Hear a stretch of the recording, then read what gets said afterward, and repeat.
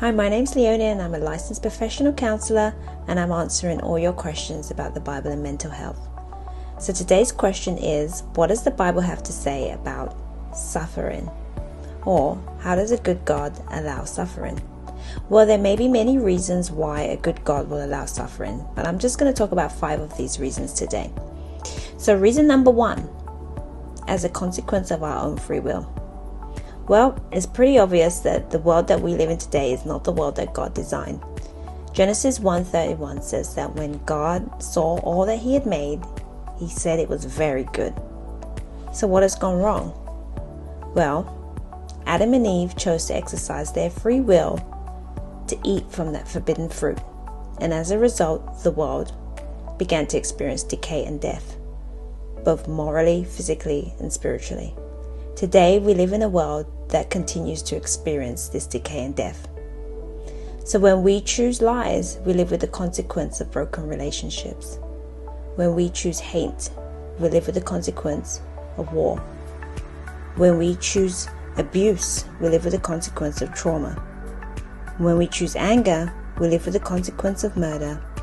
And when we choose ourselves, we live with the consequence of a life without God.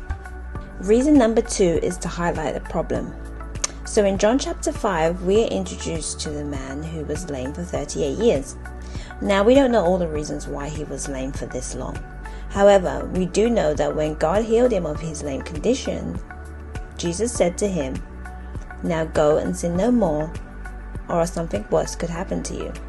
So this gives us an indication that our physical suffering may be connected to a spiritual problem. And this problem is sin. God is more concerned about our spiritual condition than our physical comfort. Reason number 3 is to punish evil. In September 1939, Adolf Hitler's invasion of Poland drove Great Britain and France to declare war on Germany, marking the beginning of World War II. As commonly known, Adolf Hitler was a dictator and leader of the Nazi Party who instigated the systematic killing of over 6 million Jewish people. 50 to 85 million people died in World War II, approximately 20 million military personnel and 40 million civilians. This was a great time of suffering for many innocent people. However, this season of suffering was allowed by God to punish evil. So if one struggles with this concept, perhaps one must ask themselves, how does a good God not punish evil? Reason number 4, to fulfill a greater purpose. Nick Vujicic was born with a rare disorder characterized by the absence of arms and legs. According to Nick's autobiography, his mother refused to see him or hold him immediately after his birth. Instead, she and her husband left the hospital. Nick was bullied at school because of his medical condition, and at one point Nick attempted to commit suicide by drowning himself. But he was saved. Today, Nick is a Christian and an evangelist, and he travels and speaks about his testimony of faith in Jesus Christ. His ministry is known as Life Without Limbs. Nick is married with 4 beautiful children.